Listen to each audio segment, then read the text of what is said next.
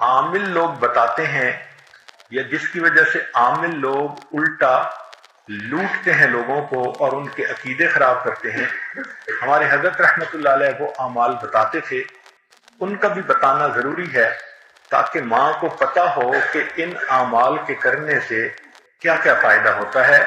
ہم جہاں جسمانی دوائیوں سے فائدہ اٹھائیں گے وہاں قرآن کے ان اعمال سے بھی فائدہ اٹھائیں۔ ہمارے حضرت رحمۃ اللہ علیہ فرماتے تھے کہ جب کبھی رات کو نکلنا ہو ویرانے میں، جنگل میں، اور یہاں تو جنگل میں جانے کا بہت زیادہ رواج ہے، تو فرمایا کرتے تھے کہ شام سے پہلے اگر پڑھ لیا جائے چند مرتبہ سلام علی نوح فی العالمین، سلام علی نوح فی العالمین، تو اللہ تعالیٰ سنیک بائٹ سے یا اسکارپین کی بائٹ وغیرہ سے بندے کی حفاظت فرماتے ہیں۔ پھر ایک عمل ہے کہ دشمن کا خوف۔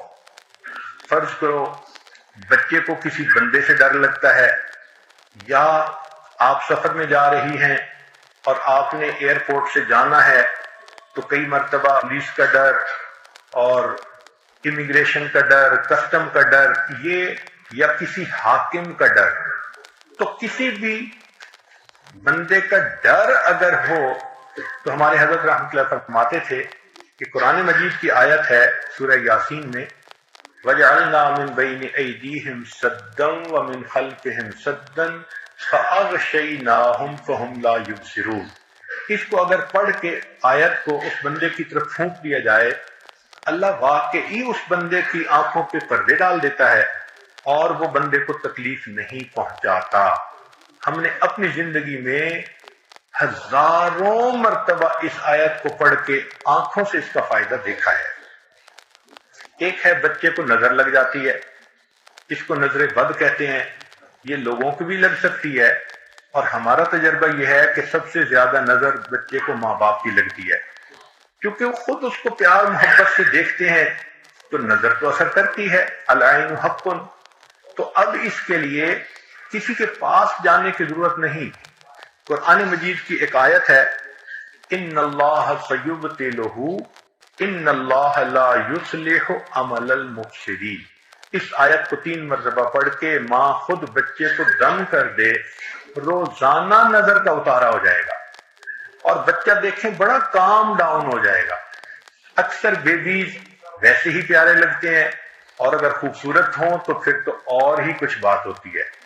تو بچے کو رات سوتے ہوئے یا صبح اٹھ کر اگر یہ آیت پڑھ کے 2 دفعہ 3 دفعہ دم کر دیا جائے تو بچے کے اوپر سے بری نظر کا اثر ختم ہو جاتا ہے۔ ایک ہے کہ پڑھنے والے بچے اسکول میں اچھا پرفارم کریں، اچھے نمبر لیں، گریڈ اچھے لیں، ان کو جو چیزیں یاد کریں وہ یاد ہو جائیں۔